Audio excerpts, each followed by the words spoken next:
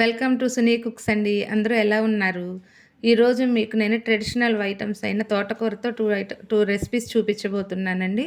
ఒకటి తోటకూర టమాటా పులుసు, ఒకటి తోటకూర మెత్తళ్ళు వేసి తోటకూర కాడలతో మెత్తళ్ళు వేసి కర్రీ అండి. తోటకూర టమాటా పులుసుకి వీటన్నిటికి నేను రెడీ చేసి పెట్టుకున్నాను. తోటకూర కడిగేసి క్లీన్ చేసుకున్నాక తర్వాత అందులో కొంచెం ఉల్లిపాయ, పచ్చిమిరపకాయలు వేసి పెట్టుకోవాలండి. పెట్టి మూత పెట్టేయాలి. ఈలోపు మనం పక్కన స్టవ్ మీద ఆయిల్ ఫ్రై చేసుకుని అందులో క్లీన్ చేసుకున్న మెత్తలను హాట్ వాటర్లో క్లీన్ చేసుకోవాలండి. డస్ట్ ఉంటుంది కదా, అవి వేగినాక తీసేసుకుని ఒక గిన్నెలో పెట్టేసుకుని అందులో మనం వీటి కోసం సన్నగా కట్ చేసుకున్న ఆనియన్స్, పచ్చిమిర్చిని వేసుకోవాలి. అవి ఫ్రై అవుతుండగానే అందులో కొంచెం పసుపు, సరిపడా ఉప్పు వేసుకుని మనం ఒక్కసారి కలుపుకుందామండి. కలుపుకుని మూత పెట్టుకుందాము.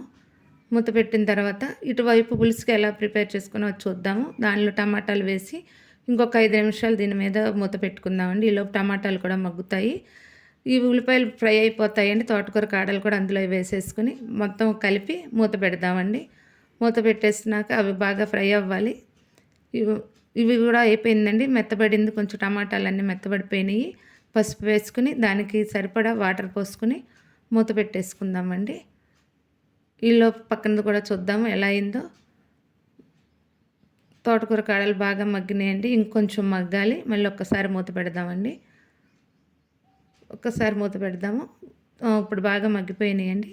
ఇప్పుడు దానికి సరిపడా కారాన్ని వేసుకుందాము.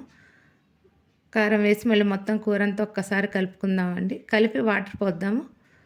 వాటర్ పోసుకున్న తర్వాత మూత పెట్టి ఒక 5 నిమిషాలు ఆగినాక మనం ఫ్రై చేసుకున్న మెత్తళ్ళు ఈ కర్రీలో వేసేసుకుందాము. వేసేసి సిమ్లో పెడదామండి స్టవ్. ఒక 5 నిమిషాలు ఆ కర్రీ రెడీ అయిపోతుంది. ఇక్కడ ఇది కూడా మగ్గిపోయింది, ఉడికిపోయిందండి, మెత్తగా అయిపోయింది. తోటకూర టమాటా మొత్తం అన్నీ మగ్గిపోయినాయి. మనం ముందుగా నానబెట్టుకున్న చింతపండుని రసాన్ని చిక్కగా తీసుకుని పోసుకుందాము. రసం వేసిన తర్వాత దానికి సరిపడా కారం వేసుకుందామండి. కారం వేసి ఒక 5 నిమిషాలు ఉడకనిద్దాము. కూర బాగా దగ్గరగా అవ్వాలండి. వాటర్ అంతా కొంచెం ఇంకాలి. ఈలోపు ఈ కర్రీ కూడా రెడీ అయిపోయింది. కొత్తిమీర వేసి మనం కర్రీని దింపేసుకుందాము. ఇప్పుడు తోటకూర పులుసు కూడా రెడీ అయిపోతుందండి. అయిపోయిందండి, ఆల్రెడీ ఇది కూడా అయిపోయింది. దీనిని మనం కొంచెం దింపేసుకుని ఉప్పు వేసి మెదిపేసి దీనికి ఇప్పుడు మనం తాలింపు తీసుకుందామండి. తాలింపుకు కావాల్సింది ఆవాలు, మెంతులు, జీలకర్ర, ఎండుమిర్చి, వెల్లుల్లిపాయలండి. తర్వాత ఉరమిరపకాయలు వేసుకోండి లాస్ట్కి. ఇవి చాలా టేస్ట్గా ఉంటాయి ఈ కర్రీలో. కరివేపాకు, కొంచెం ఇంగువ వేసుకోవాలి. ఈ తాలింపు వేగిన తర్వాత మనం కూరలో వేసేసుకుని